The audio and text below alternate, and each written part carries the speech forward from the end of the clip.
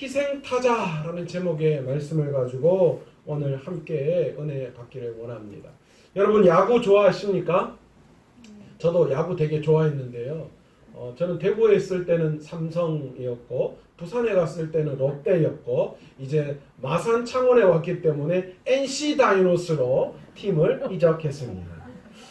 늘 시내로 가니까요 야구장이 있잖아요. 이게 우리나라에서는 최근에 만들어진 아주 현대식 시설의 야구장이더라고요. 이 경기장과 관중석이 굉장히 가까워서 선수들의 모든 얼굴 표정까지도 볼 수 있는 그런 야구장이라서 지나갈 때마다 저기서 야구할 때 한번 내가 꼭 한 번은 봐야지라는 그런 생각을 하곤 합니다. 그런데요, 이 야구에는 여러 가지 야구 게임에 쓰는 용어들이 있습니다.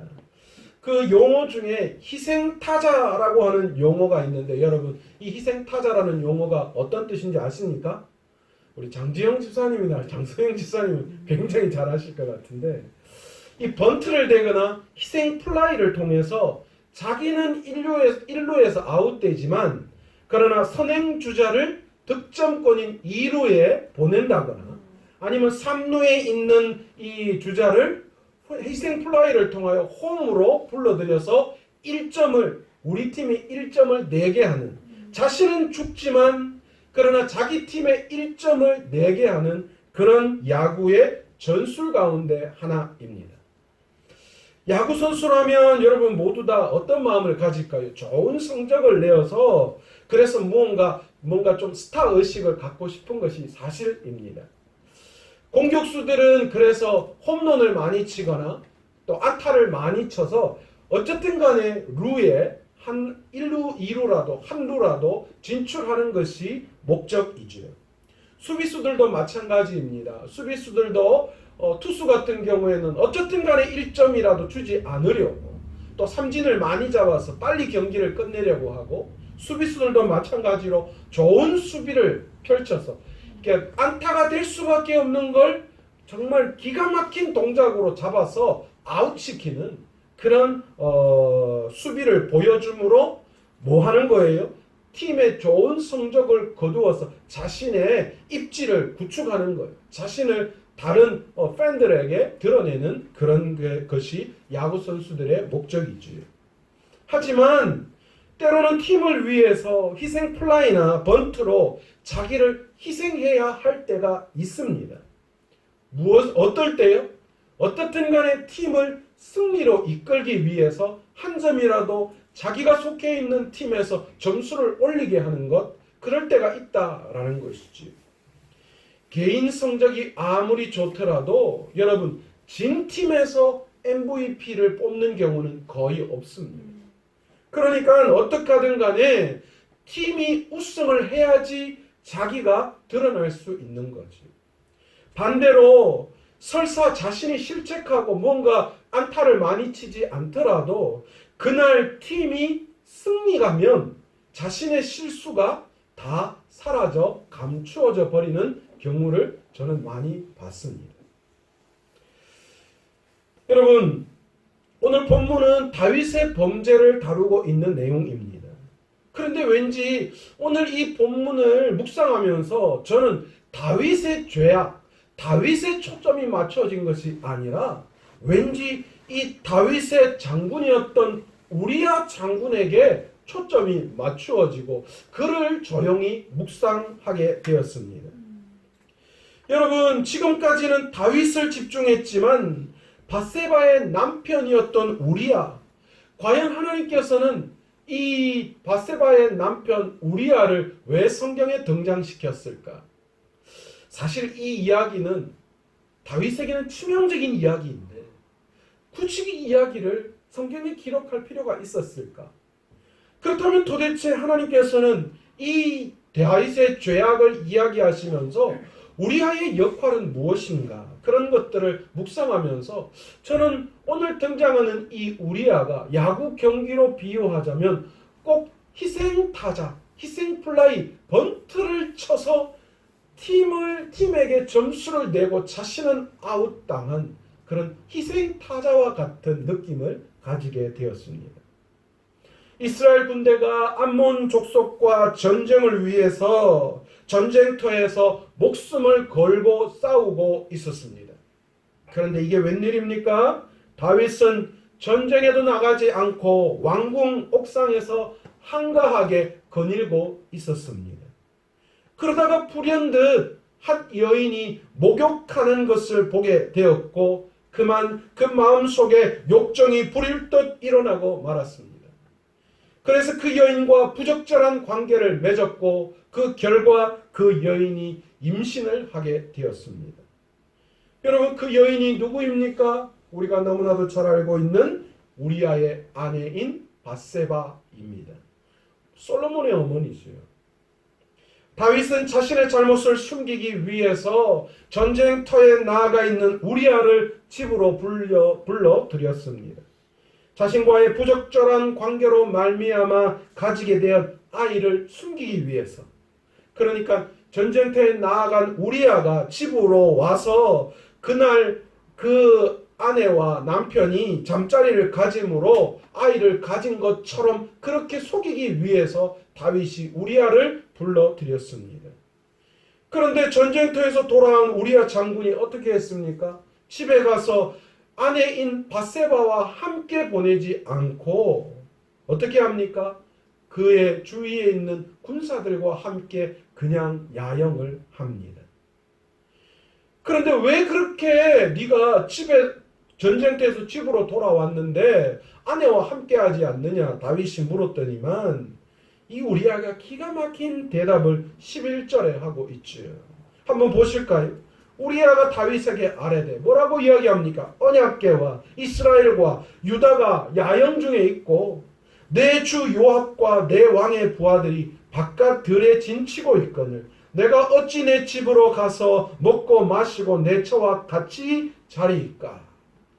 야, 여러분 이 충성심을 한번 보십시오. 내 주인, 내 상관인 요압도 전쟁터에 그리고 나와 함께한 부하들도 전쟁터에서 목숨을 걸고 있는데 내 혼자 어떻게 집에서 편안하게 이렇게 아내와 함께할 수 있겠는가? 그러면서 기가 막힌 맹세를 하고 있어요.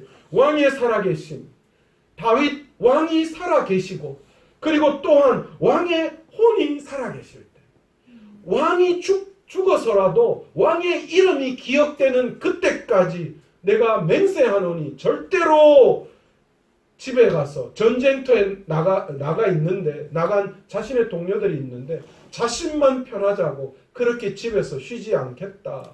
그렇게 맹세를 하는 놀라운 이야기를 우리아가 다윗에게 하고 있습니다. 오늘 본문을 볼 때 다윗과 다윗의 장수였던 우리아의 모습이 극명히 비교되고 있지요. 이스라엘의 왕은 군사적인 의무가 있었습니다. 그것이 무엇이냐? 바깥 이웃 나라들로부터 자신의 백성을 지켜내는 것이 왕으로서의 군사적 의무였어요. 그러니까 전쟁이 터지면 왕은 당연히 어떻게 해야 돼요? 전쟁에 나아가는데 실질적으로 왕은 가장 전쟁의 최선봉에 서서 군사들을 지휘해야 하는 의무가 당시 왕에게 있었다라고 합니다. 그런데 지금 다윗은 어때요? 그 의무를 다하지 않는 거예요. 전쟁터에 목숨을 걸고 지금 전쟁을 하고 있는데 자기는 왕궁에서 쉬는 거예요.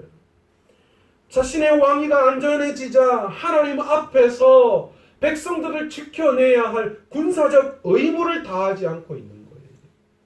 또한 자신을 위해서 목숨을 내어놓고 전쟁을 치르고 있는 부하의 아내를 범하는 어처구니 없는 일을 그만 저지르고 말았다라는 거예요. 미쳤지요, 미쳤지.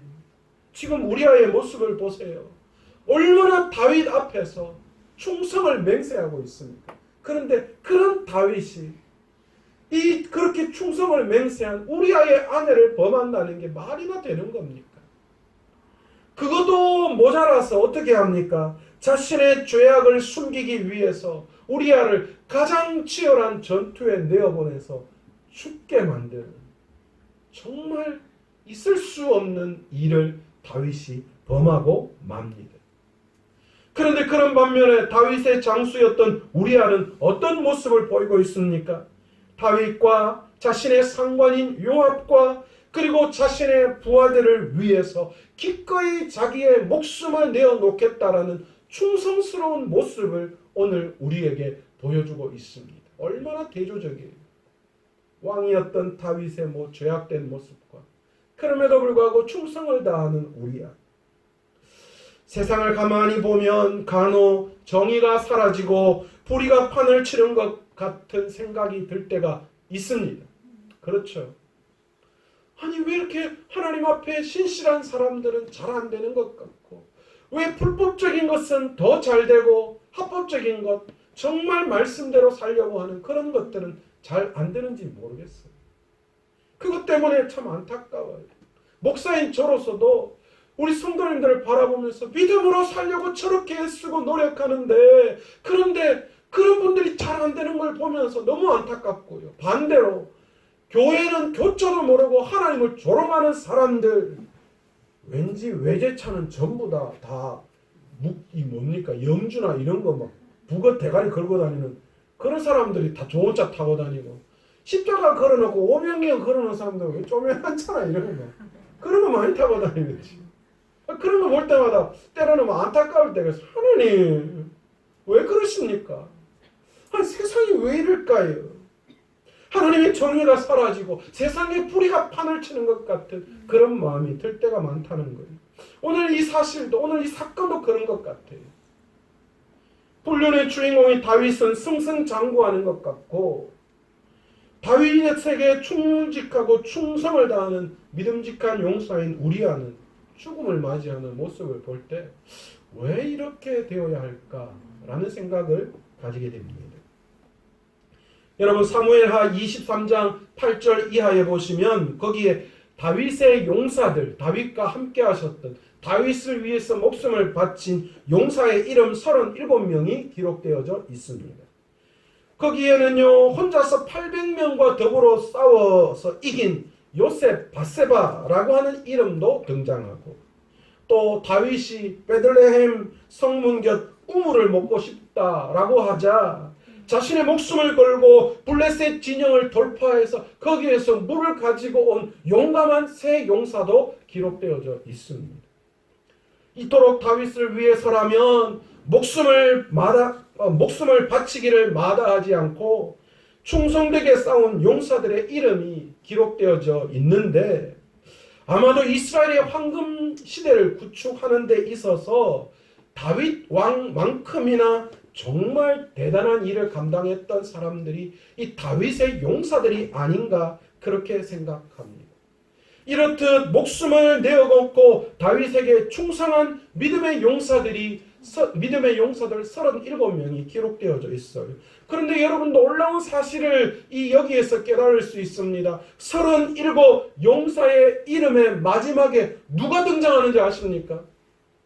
햇사람 우리아의 이름이 등장한다라는 거예요.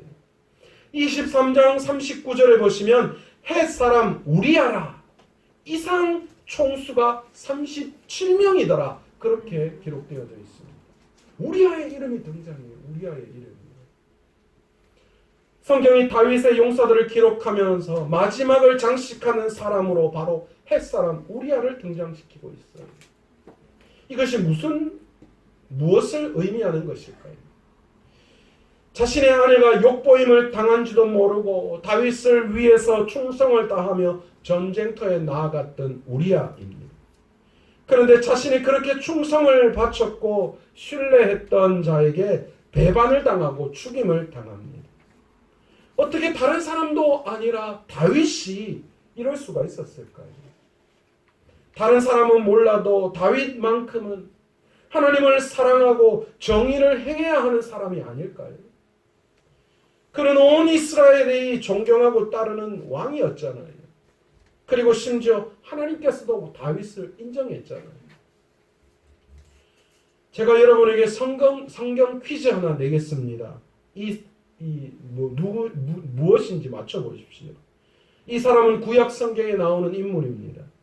남의 아내를 임신시키고 그 남편을 살해한 이스라엘의 왕 누구입니까?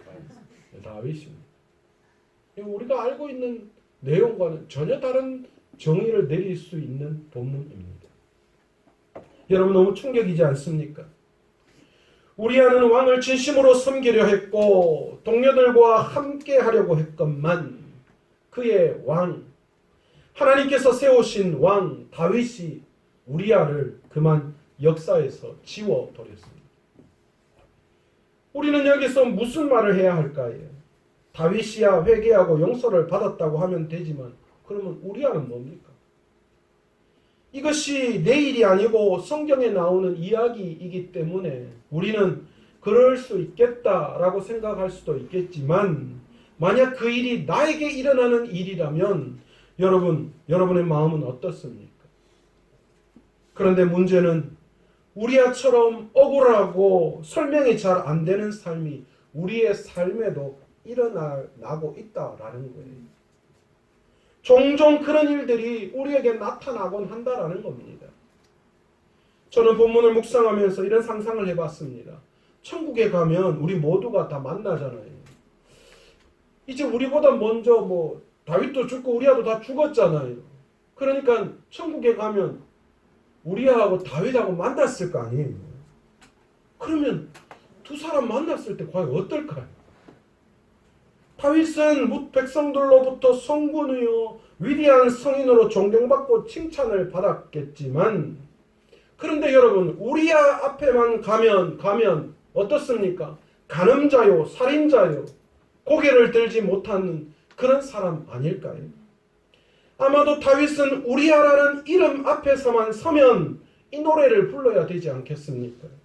그대 앞에만 서면 나는 왜 작아지는지 그렇지 않습니까? 그렇게 잘 나가던 다윗도 우리아 앞에만 서면 그의 죄악이 보이는 거예요. 다윗에게서 우리아는 다윗의 사악함과 수치를 떠오르게 하는 그런 이름일 겁니다. 만약 성경에 우리아의 이름이 기록되지 않았더라면 우리는 다윗을 그냥 영웅으로만 완벽한 사람 그렇게 우리는 볼 수 있었을 거예요. 그래서 감히 우리가 흉내내지 못할 사람으로 생각할 수도 있었을 거예요. 그런데 성경은 다윗을 이야기하면서 우리아의 아내 바세바 사건을 기록합니다. 그러므로 무엇인가 우리에게 전하려고 하는 메시지가 여기에 있다라는 거예요. 바로 다윗과 같이 위대한 지도자라 할지라도 죄악에서 벗어날 수 없었고 하나님의 은혜가 없으면 하나님의 사람으로 설 수 없음을 분명하게 우리에게 보여주고 있다라는 거예요. 사람은 연약한 도구이고 죄악된 자다라는 거, 결코 완벽할 수 없다라는 것을 분명하게 다윗 사건을 통하여 보여주고 있습니다.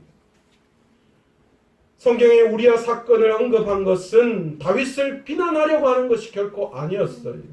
열왕기상 15장 5절에 보시면 다윗을 햇사람 우리아의 일 외에는 평생 하나님 보시기에 정직하게 행했던 왕이었다. 그렇게 이야기하고 있어요. 그러니까 놀랍지 않습니까? 그 한 사건 이외에는 하나님 앞에 정직하게 행했다. 평생토록. 그건 놀라운 거예요.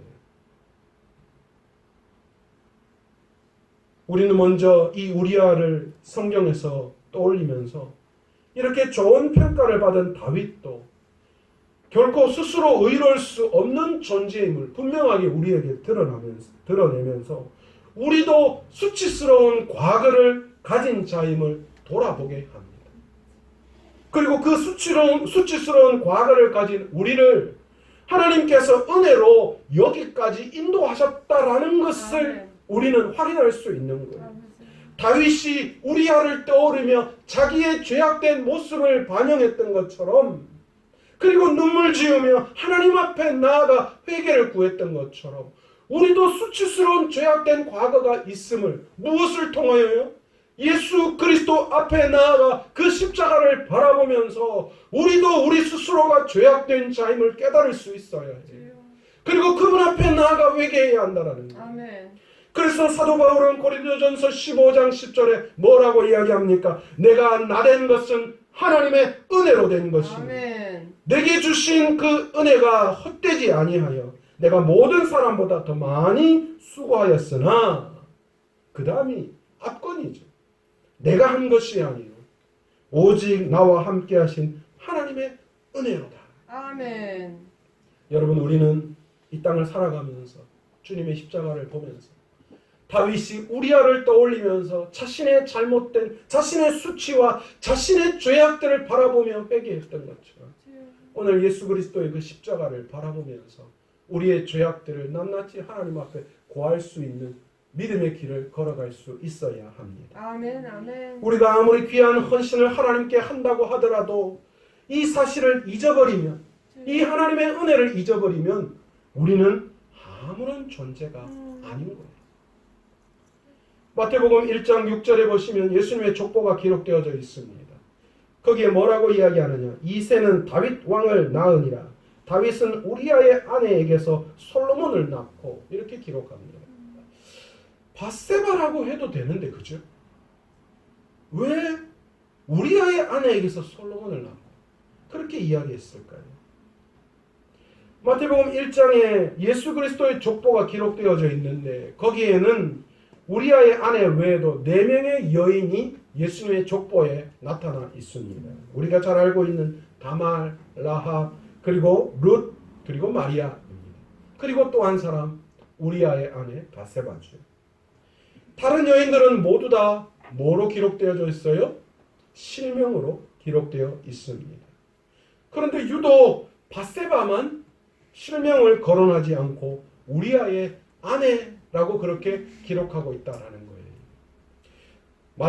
마태는 아브라함과 다윗의 자손 예수 그리스도의 족보라고 그렇게 마태복음 1장에 이야기합니다. 이새는 그런데 거기에서 이새는 다윗 왕을 낳으니라 그렇게 이야기했는데요. 유독 다윗에게만 왕이라는 그런 호칭을 붙였어요. 오늘 등장하는 본문에 보시면 솔로몬도 그렇고 르호보암도 그렇고 전부 다 왕이에요. 그런데 이상하게 이 다윗을 왕으로 이야기하지 솔로몬과 르호보암은 왕이라고 이야기하지 않아요. 그만큼 마태는 이스라엘에게 있어서 다윗을 그만큼 위대하게 평가하고 있다라는 거예요.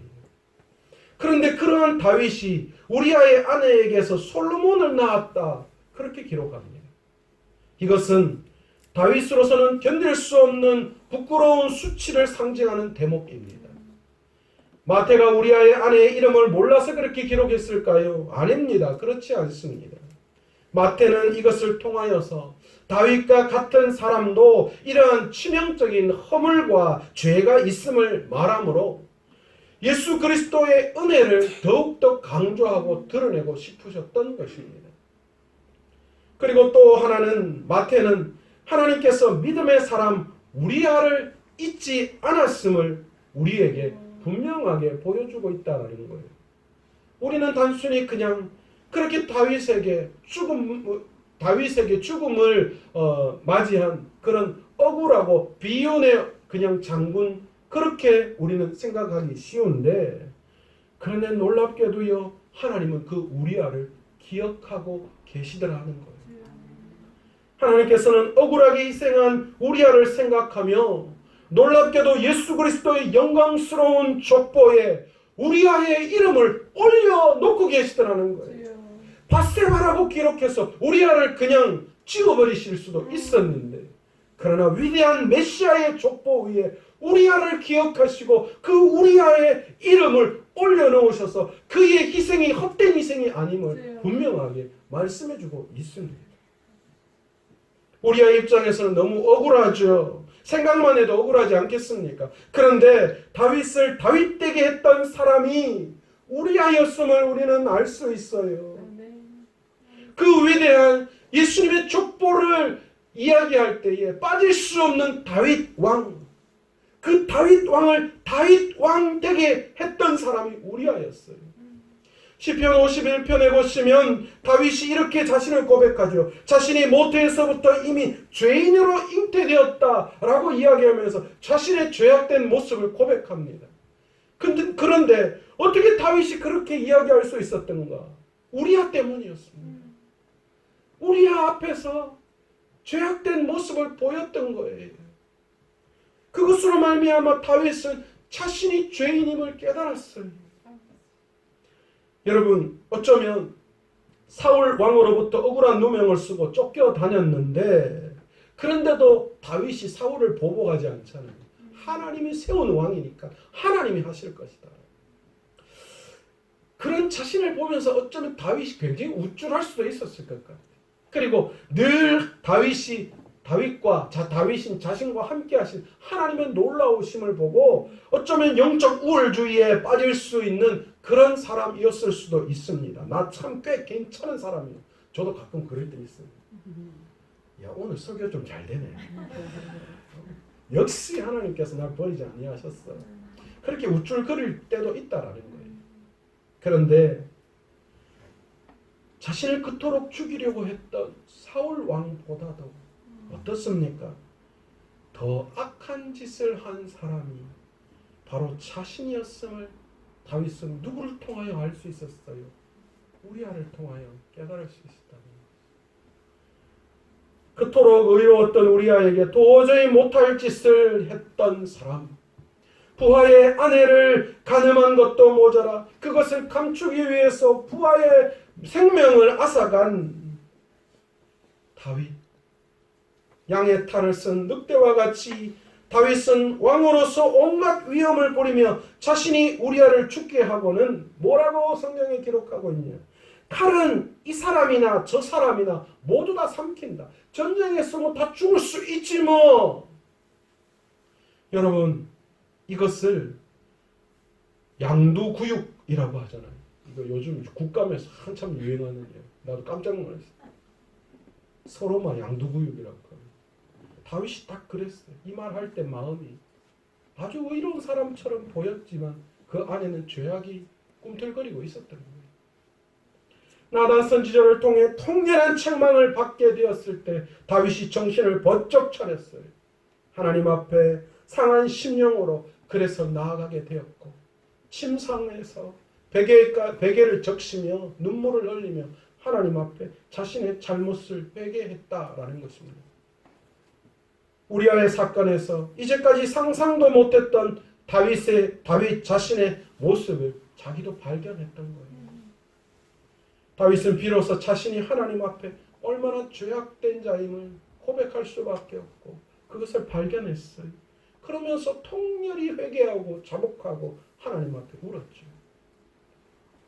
이런 점에서 우리아는 비록 다윗을 위해 억울한 죽임을 당했지만 자신을 죽인 다윗을 메시아의 조상으로 우뚝 세우게 한 하나님의 사람, 믿음의 사람이었다라는 것입니다. 그러니 그의 죽음이 헛되지 않았다라는 거예요. 결국 자신은 아웃되지만 다윗으로 화려하게 홈을 밟도록 만든 야구로 치면 바로 신앙의 희생타자였다라는 거예요. 여러분, 그의 죽음은 헛된 것이 아니었어요. 여러분, 그가 죽음으로 다윗이 위대한 메시아의 족보에 오를 수 있는 길을 열었다라는 거예요. 너무도 충직했던 우리아는 억울하게 죽었습니다. 하지만 그의 죽음은 다윗을 메시아의 조상으로 우뚝 세우는 밑거름이 될 수 있었어요. 너무나도 화려한 안타와 홈런만을 쳐야지만 성공이라고 이야기하는 성공주의에 빠져있는 오늘을 살아가는 우리들. 여전히 신앙 속에도 마찬가지. 신앙 속에서도 여전히 성공주의가 너무나도 판을 치고 있어요. 저희 어머니 오늘 예배에 참석하셨는데 어제 저희 아내하고 이야기를 하는데 우리 수아놓고 걱정하지 마라. 홈런 치고 막 하고 케어 성공이 아니라 하나님 앞에 열심히 나가면 하나님이 그 길을 인도해 주실 거라는 거예요. 아멘. 또 우리 아내는 맞지요. 여러분, 저는 그렇습니다. 이 세상보다 위대하신 하나님이 살아계셔요. 아멘.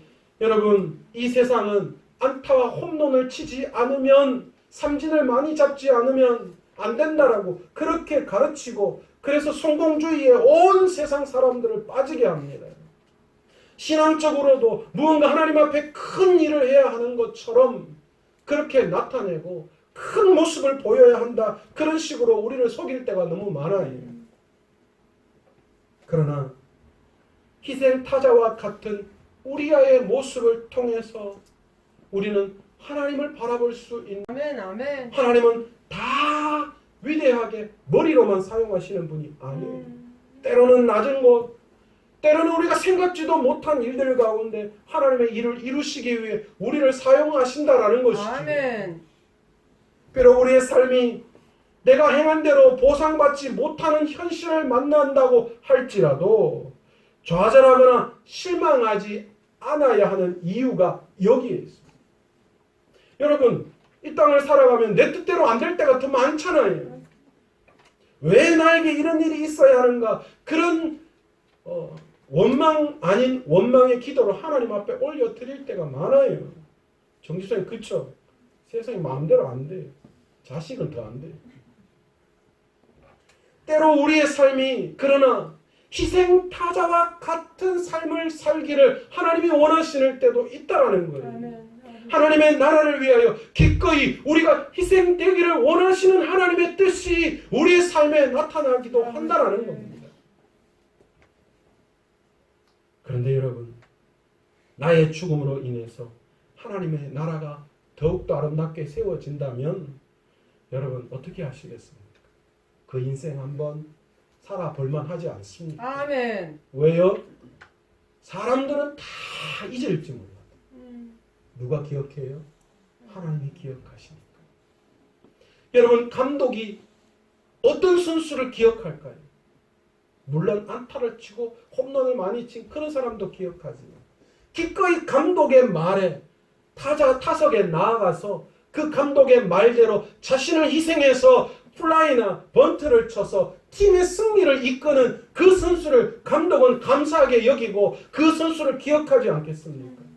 여러분, 우리의 인생도 마찬가지입니다. 우리가 이 땅에서는 성공인 것처럼 보이지 않을지라도 우리의 희생으로 하나님의 나라가 세워진다면 분명히 하나님은 우리의 삶을 기억하시고 아멘. 마지막 하나님을 만나는 그 천국에서 다시 오실 예수 그리스도를 우리가 만날 때 그때에 하나님은 우리를 보시고 잘했다 칭찬하시고 아멘. 우리의 수고와 노고를 친히 받으시고 위로해 주시는 줄 아멘. 믿습니다. 아멘.